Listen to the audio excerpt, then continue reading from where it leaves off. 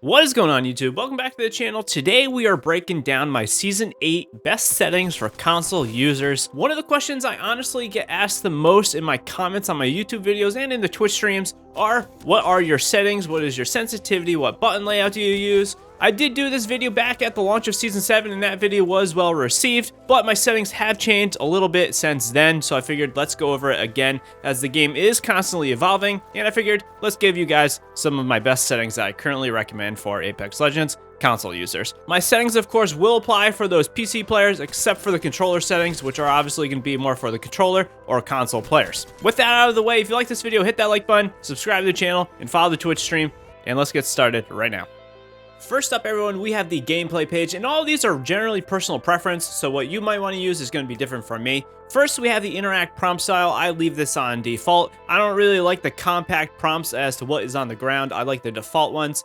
Next, we have button hints. This is as simple as, do you want the buttons to be on screen as to what you need to press to do the various items? I just leave this on. I honestly don't care too much.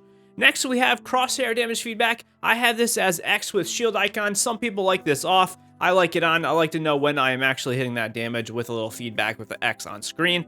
Following this, we have damage numbers. I like stacking. Some people do both. I definitely don't recommend you have this off. I just do stacking so I can see the total amount of damage I'm doing when I am shooting a stream of bullets at someone. Ping opacity, I have this on as faded. I don't want the ping to be in my way, so I like to have it a little bit faded. Next up, we have obituaries. You're going to want this on. This is your kill feed. You're going to want to keep track of who is dying and who isn't. Next up, minimap rotation. This is your personal preference. I have this off. I don't like my minimap rotating. I like to always have my north oriented up on the screen. Following this, we have weapon auto cycle on empty. I leave this off. I do not want my weapons to change when I am out of ammo. Sometimes I would find that it would automatically change when I run out of rounds, and then I am changing back to that gun without any ammo, and I just don't want this at all. Following this, we have auto sprint. I like this off. I do this in all my games because I do play various amount of games and shooters. Some of them don't have auto sprint on, so I like to have it off across the board in all the games I am playing. Double tap sprint, I have this off as well. Having this on just doesn't feel natural to me. Again, it's your personal preference. Incoming damage feedback, I leave this on 3D. I find 3D just gives me a little bit more information as to where I'm getting shot from. You can do both 2D and 3D, but I leave this on 3D. Next up, we have taking damage closes deathbox menu. This is one of the most important things on the menu. You want to have this off. You do not want to be going to get an armor swap at a clutch moment in a game and you get shot and you get taken out of that deathbox. You want to have that off so you can't go into that deathbox and armor swap even if you are getting hit by a couple bullets. Following this, we have hop up, pop up. This just shows what hop up you are putting on your weapons. I leave this on. You can turn this off if you are well versed in all the hop ups. Next up, we have a couple settings for these streamers out there. We have streamer mode. I leave this off. If you have it on, it's going to hide various things about your name and your character. I just leave it off. Honestly, I'm not a big streamer and I don't really care. Next up, we have anonymous mode. This is very similar to streamer mode, but this makes all the people in the game also anonymous. So if you are trying to prevent stream sniping, I would definitely do anonymous mode if you are having a big problem. Following this, we have usage sharing. You may want to turn this off if you do not want to send any data to EA. I have it on. I honestly don't care much about this. Cross-platform play is controlled by my Xbox. This is on by default, I believe. And if you do not want to play with people cross-platform, you can turn this off. Next, we have performance display. I like to see why I may be lagging in game and what my FPS is currently, so I leave this on. And finally, I have club invites disabled. I've been getting spammed with some club invites, so I turned this off. Moving on to the few accessibility features. These are again going to be controlled by what your needs may be. I use colorblind mode, Tritanopia. I find the yellows are a little bit easier to see than some of the reds, and they are a little bit lighter on the eyes, which I like. This, of course, is just your personal preference. I leave subtitles off. I don't like to have that stuff popping up on screen. Subtitle size, I would probably leave this normal if you do have subtitles on, but again, this is up to you. Enable accessible chat features, I leave this off. I do not need this. And convert incoming voice to chat text. I also do not need incoming voice to appear on screen as text, so I leave this off. That is it for the gameplay settings. Moving on to the controller tab, we have button layout. I use button puncher instead of default. Mainly, button puncher just swaps your melee and your crouch, so your crouch is now right stick instead of melee. I do this because I often accidentally melee if it is on the right stick. Plus, it doesn't really matter for me because I do have paddles on the back of my controller. Next up, we have stick layout. I just use the default stick layout. I have never used any other ones and I'm not really ever going to. Moving on, we have interact and reload buttons. I use tap to use and tap to reload. I find this is easier and is just quicker in general, so I use this. A new setting for me is the crouch button. I now have hold instead of toggle. By using hold to crouch, I can now spam up and down and bunny hop, and I could not do this before when I had my crouch on toggle. Next up, we have the aim button. That is hold for me. Obviously, again, this is personal preference. For me, it just feels really natural to have this as hold.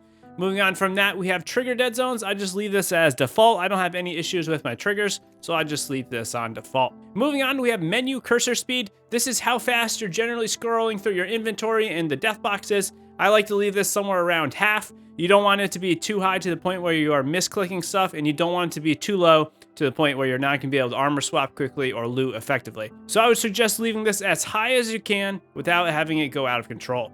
Next, we have look sensitivity, and for look sensitivity, you do not want your senses to be so low to the point where you cannot turn fast enough, especially in a BR game where there's many teams around you, and you don't want it to be too high to the point where you can't control it, so I do 5 right in the middle. For look sensitivity ADS, I do 4, but I also do per optic settings. I do 4 for the 1, 2, and 3 times, and then the 4, 6, 8, and 10 times optics I leave as default. Generally, I am not picking up these 4 to 10 times optics, which is why I leave this as default. You, of course, can adjust these if you want to, but I almost never take anything greater than a 3 times. Moving on to the response curve, I use classic. Some people use linear, which is what a lot of Fortnite players use, I believe, but I do classic. I've always played with the classic response curve, and I'm leaving that as is for me. For look dead zones, I have this as small. When I put this to none, I was having some stick drift, so this will depend on your controller, but generally, small should be enough so you don't have controller stick drift.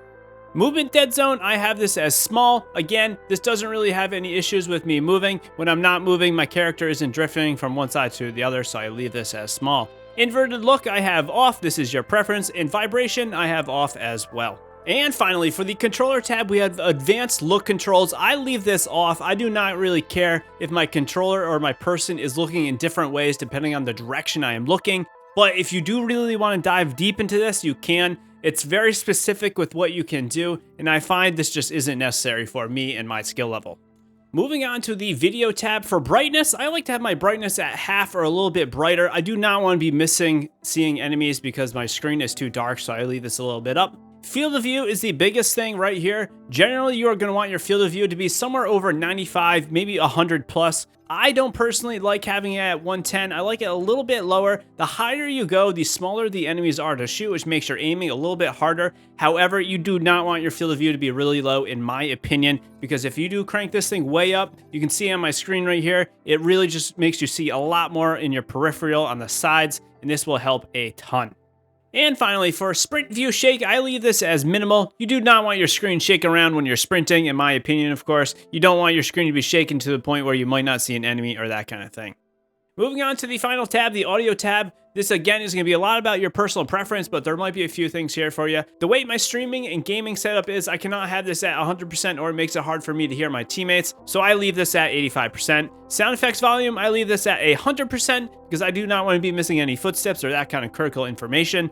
The dialogue, music, and lobby music volumes, I leave all these at half. These are not really that important for me. Some people turn music off completely. I like the music in the game, and I do want to hear it, so that is my personal preference. And the last two settings, disable voice chat, I have this as off. I want to hear what my teammates are saying, and convert incoming voice to chat text. I also have this off. I don't really want the voice chat to show up as text on screen.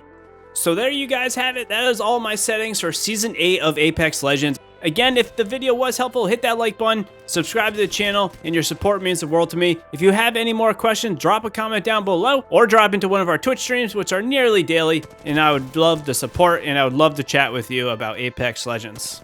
I hope you guys enjoyed this video. I hope you have a wonderful day. I will see you in Season 8 of Apex Legends. Have a good one. Peace out.